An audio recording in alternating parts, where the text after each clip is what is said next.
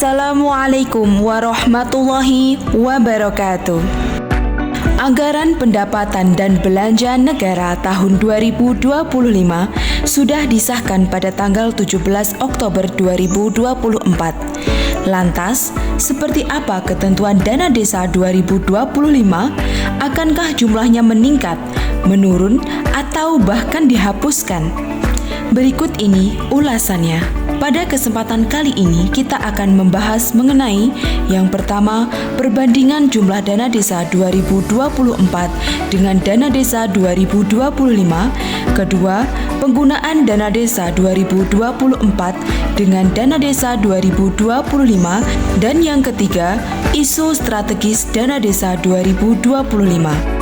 Perbandingan dana desa tahun 2024 dengan tahun 2025 dari segi jumlah dana desa, baik tahun 2024 maupun 2025 adalah sama, yaitu senilai 71 triliun rupiah dengan rincian 69 triliun dibagikan ke seluruh desa dihitung berdasarkan formula, kemudian 2 triliun rupiah sebagai tambahan dana desa bagi desa tertentu sesuai kinerjanya. Kemudian perbandingan dana desa tahun 2024 dengan 2025 dari sisi penggunaannya.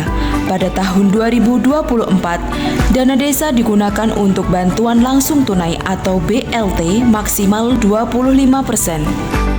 Sedangkan pada tahun 2025, ketentuannya menurun, di mana dana desa digunakan untuk bantuan langsung tunai maksimal 15%. Perbandingan selanjutnya dari segi penggunaan di bidang ketahanan pangan, pada tahun 2024 ditentukan dana desa untuk program ketahanan pangan minimal 20%. Sedangkan pada tahun 2025 tidak disebutkan presentase minimal maupun maksimal. Sehingga dapat disimpulkan pada tahun 2025 desa diharuskan mengalokasikan dana ketahanan pangan, namun presentasenya dikembalikan sesuai kebutuhan desa. Selanjutnya, kesamaan dana desa 2024 dengan 2025 adalah sama-sama mengusungkan program pencegahan maupun penanganan stunting, mendukung program sektor prioritas desa, dan penganggaran operasional pemerintah desa maksimal 3%.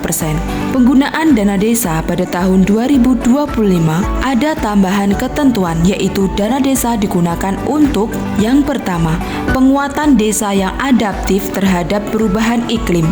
Yang kedua, pengembangan potensi dan keunggulan desa. Yang ketiga, pemanfaatan teknologi informasi untuk percepatan implementasi desa digital.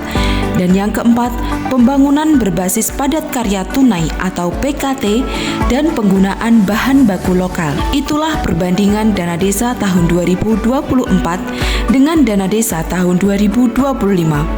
Dana desa tahun 2025 memiliki isu-isu strategis yang bertujuan untuk meningkatkan kesejahteraan masyarakat desa.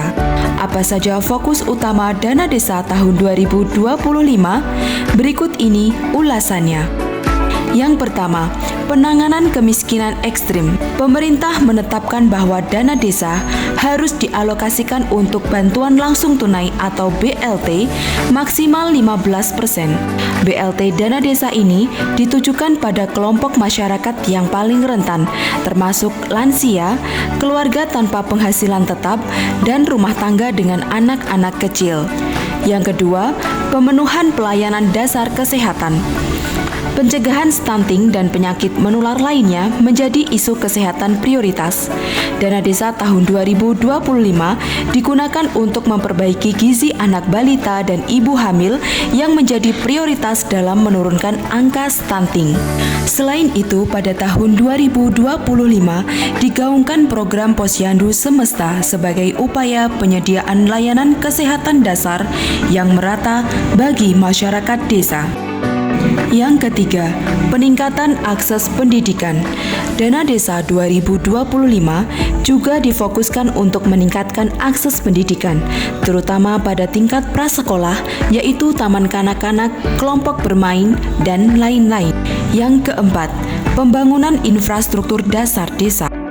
Dalam rangka meningkatkan konektivitas dan memperbaiki infrastruktur dasar, dana desa tahun 2025 dialokasikan untuk pembangunan infrastruktur seperti jalan desa, penyediaan air minum, sanitasi, pengelolaan sampah, serta dukungan rumah tidak layak huni bagi masyarakat desa.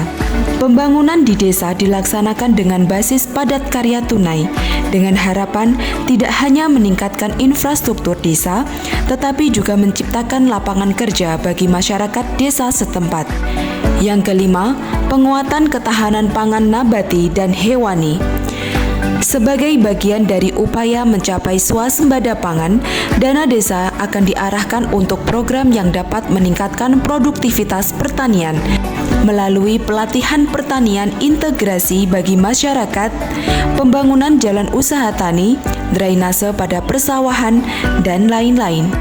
Yang keenam, pelestarian lingkungan dan mitigasi bencana.